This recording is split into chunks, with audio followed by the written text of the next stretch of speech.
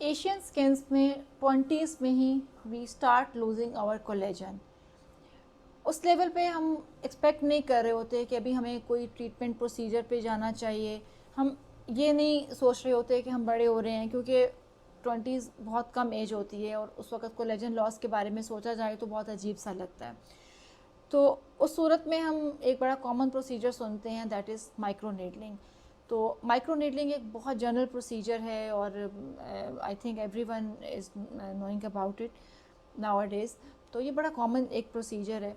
लेकिन micro needling क्या करती है, माइक्रो नीडलिंग कौन लोग कर सकते हैं, किस लेवल पे माइक्रो नीडलिंग कितनी डेप्थ में करनी चाहिए, कौन सी ऐसी स्किन्स हैं जो माइक्रो नीडलिंग पे आपको इफ़ेक्ट देंगी और कौन सी ऐसी स्किन्स हैं जिनको माइक्रो नीडलिंग से कोई फ़ायदा नहीं हो गया, क्या जितने लोग 20s में एंटर हो रहे हैं वो अपने घर में माइक्रो नीडलिंग स्टार्ट कर देंगे।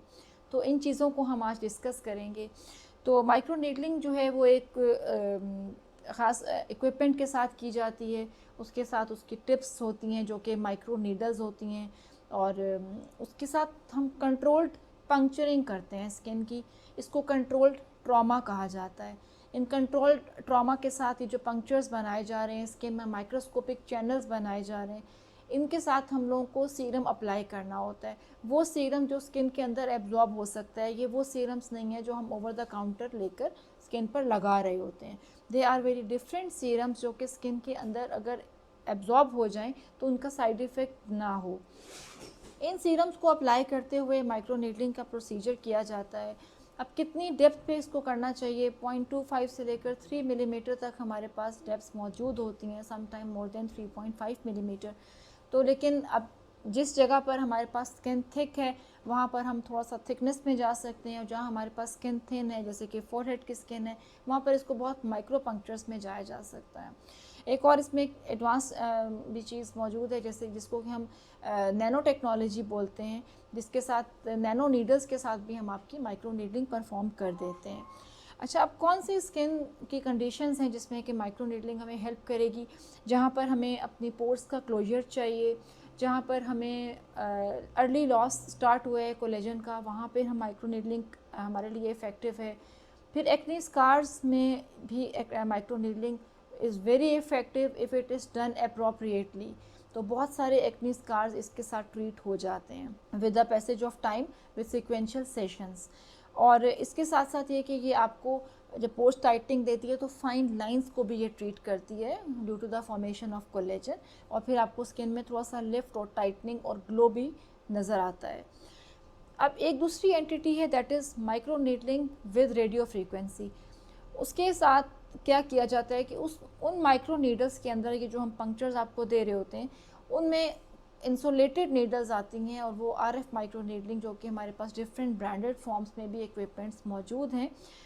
उन माइक्रो नीडलिंग आरएफ में आपको जब नीडल आपकी स्किन में इंजेक्ट होती है तो वो जैसे ही पंक्चर देती है, ट्रॉमा देती है, उसके साथ साथ वो आपको रेडियो फ्रीक्वेंसी की डोज भी देती है, जो कि हम अपने मशीन के ऊपर कंट्रोल कर रहे होते हैं कि इतना रेडियो फ्रीक्वेंसी का डोज हमने इस स्किन पर देना है। और वो भी एज रिलेटेड और स्किन की एज रिलेटेड होता है, that is not constant for everyone. तो वो आरएफ माइक्रो नीडलिंग हमें माइक्रो पंक्चर्स के साथ साथ रेडियो फ्रीक्वेंसी देती है। रेडियो फ्रीक्वेंसी वो टेक्नोलॉजी है जो कि हमारे पोर्स को टाइट करती है, कोलेजन की इंडक्शन करती है, और वो हमें लिफ्टिंग भी देती है और रिंकल रिमूवल भी करती है। माइक्रो नीडलिंग के साथ रेडियो फ्रीक्वेंसी किस वक्त यूज़ कर सकते हैं, ये एक एडिटिव इफेक्ट है और इसके मल्टीप्लाइड इफेक्ट्स हैं ओवर सिंपल माइक्रो नीडलिंग। तो micro needling RF is always superior than simple micro needling where it is indicated appropriately। Acne scars को ले लें या आप स्किन सैगिंग को ले लें, डबल चिन की भी सम टाइम कॉन्टोरिंग में हमें आरएफ माइक्रो नीडलिंग बहुत अच्छे रिजल्ट्स देती है। And often I am treating the I bags with radio frequency with micro needling, उसके साथ आपके आई बैग्स भी बहुत अच्छी तरह से ट्रीट हो जाते हैं if it is done appropriately. फिर कुछ मेलाजमास में, ओपन पोर्स में, स्किन की सैगिंग में हम लोग आरएफ माइक्रो नीडलिंग को यूज़ कर रहे हैं। अब कौन सा आरएफ बेहतर है और इसकी कैसी क्वालिटी होनी चाहिए, कितनी डोज होनी चाहिए। अच्छा, इसमें एक चीज़ और भी है, जो एक्नी स्कार्स हैं ना, वो एक्नी के निशानात से फ़र्क हैं। जिसमें जब आप हमें कहते हैं ना स्कार्स, तो वो ज़्यादातर लोग जो हैं वो स्कार्स को निशानात ले रहे होते हैं। और इसी तरह से जो एक्नी के स्कार्स हैं वो सारे एक जैसे नहीं होते, बहुत सारे स्कार्स के टाइप्स होते हैं। आइस पिक से लेके बॉक्स स्कार्स, लेनियर स्कार, बहुत सारे स्कार्स हैं। तो इसमें से बहुत सारे स्कार्स माइक्रो नीडलिंग प्लेन से भी ट्रीट हो जाते हैं, और काफ़ी स्कार्स ऐसे हैं जो आरएफ माइक्रो नीडलिंग के साथ ज़्यादा इफेक्टिवली ट्रीट हो सकते हैं।